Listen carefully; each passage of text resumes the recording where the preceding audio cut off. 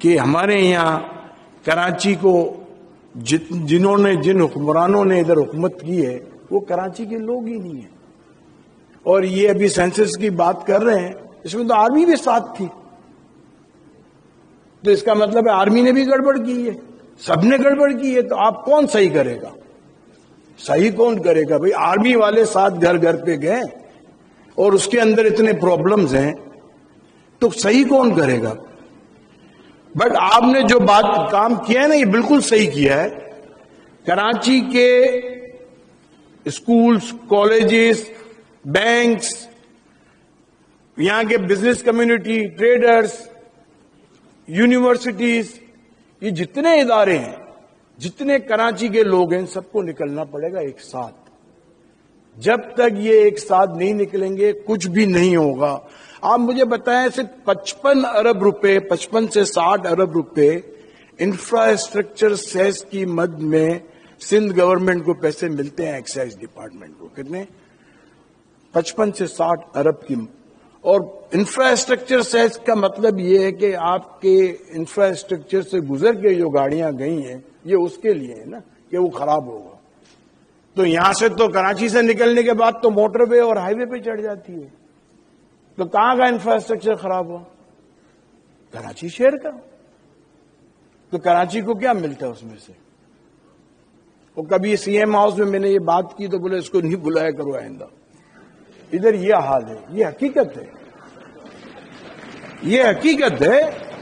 اور ایک دفعہ میں نے کور کمانڈر آفس میں یہ بات کی، جب میں بات کر کے باہر نکل رہا تھا. چیف آف آرمی اسٹاف آئے تھے، باجوہ صاحب تھے، نہیں وہ تھے اپنا کیانی صاحب، باجوہ صاحب تھے، باجوہ صاحب. جب یہ شبر زیدی، تو گڑی گڑی فون آ رہے تھے، نمبر کوئی نہیں آ رہا تھا.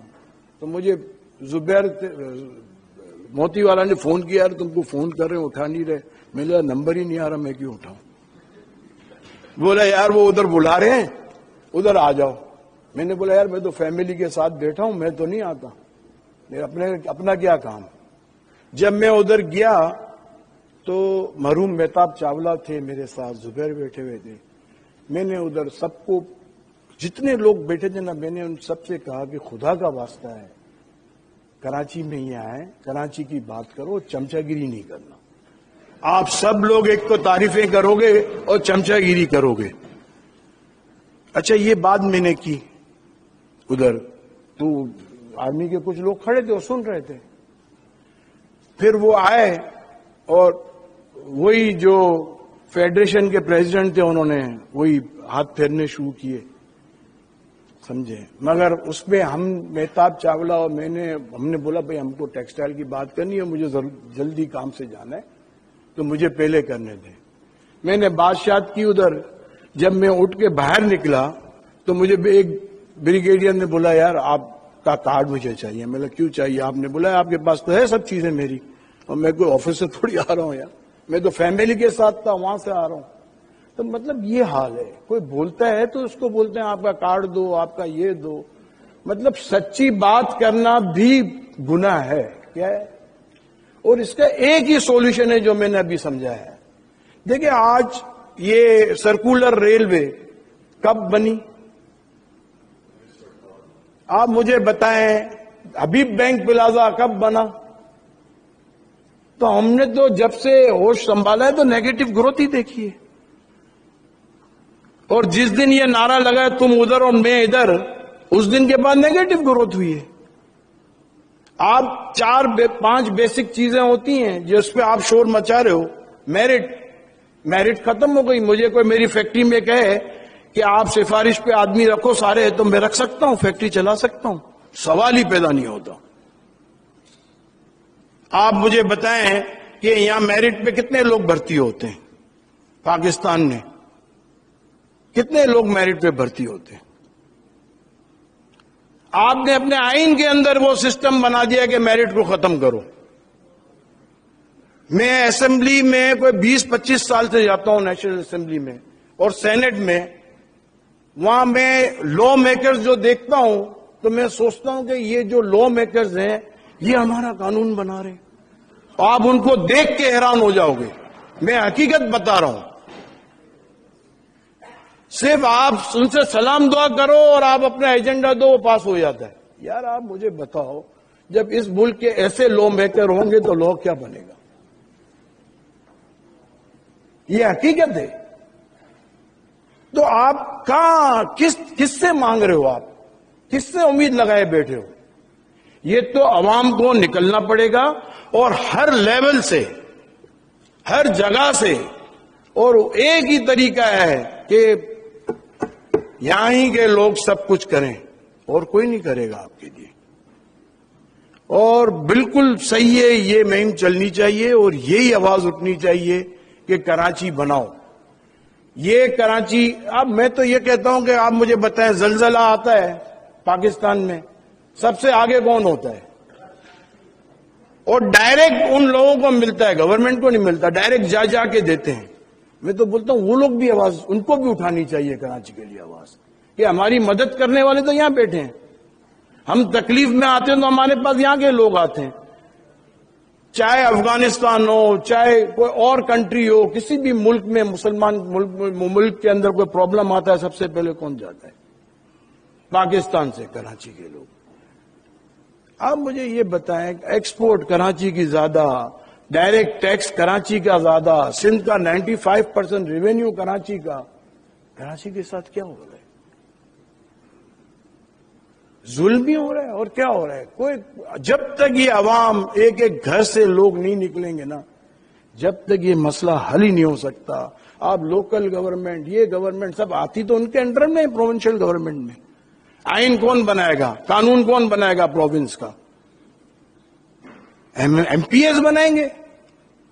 اور آپ سے زیادہ کون جاتا ہے؟ کیسے کیسے ایم پی ایز ہیں یہاں کے، وہ آپ کا قانون بنائیں گے.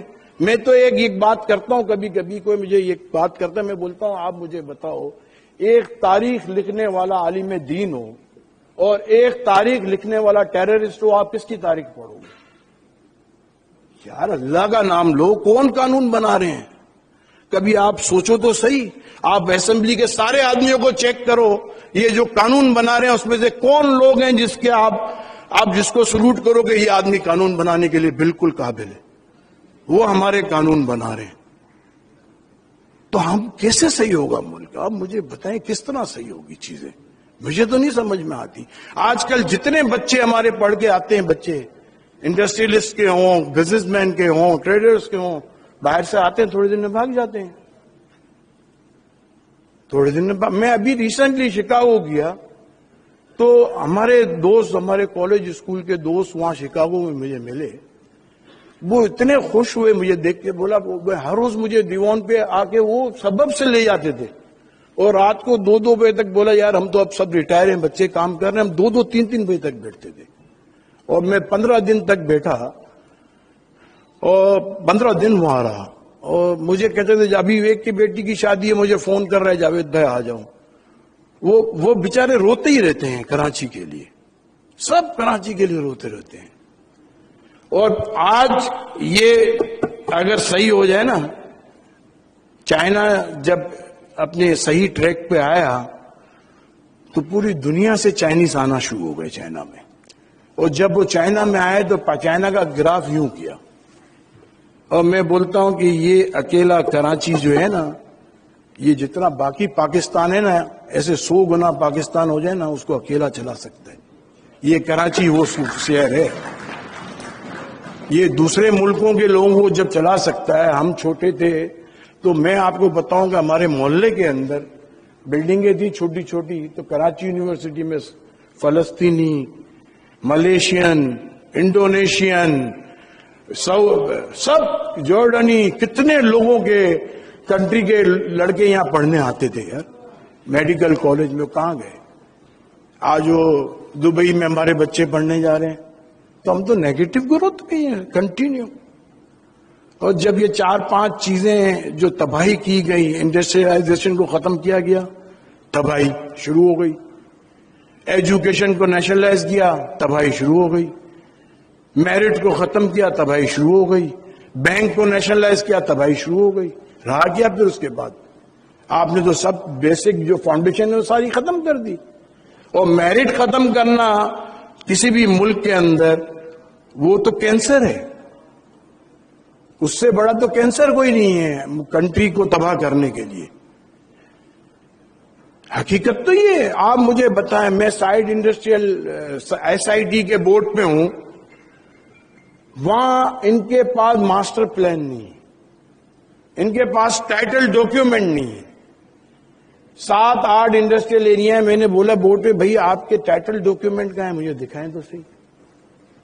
تو کسی کے پاس ٹائٹل ڈاکیومنٹ نہیں ہے. ابھی ایک نیا انڈسٹریل ایریا اناؤنس کیا جس کا بلاول صاحب نے جا کے فیتا کاٹا. میں نے بولا بھائی ٹائٹل ڈاکیومنٹ کے بغیر کیوں اناؤنس کر رہے ہو؟ وہ اناؤنس کیا انہوں نے, اور وہ زمین وہ جہاں سیم اور تھوڑ وہاں پہ اناؤنس کیا. اب کیا وہ سب کو پیسے بٹوریں گے اور وہاں کوئی انڈسٹری نہیں لگے گی. تو کراچی کو اگر بنانا ہے تو میں سمجھتا ہوں کراچی کے لوگ ہی بنا سکتے ہیں. کراچی کے مقامی جن کا سب کچھ ادھر ہے, یہ جب تک اس کراچی کو اون نہیں کریں گے, جب تک یہاں کے گورنمنٹ ان کی نہیں ہوگی, تو یہ کراچی نہیں بن سکتا. اور میں سمجھتا ہوں کہ ہر جتنے لوگ یہاں ہیں ان کو اپنے اپنے ادارے, اپنی اپنی ایسوسیشن, اپنے اپنے لوگوں کو یہ کہنا چاہیے کہ ہم سب کو نکلنا پڑے گا, ورنہ کراچی بہتر نہیں ہو سکتا. Thank you. السلام علیکم.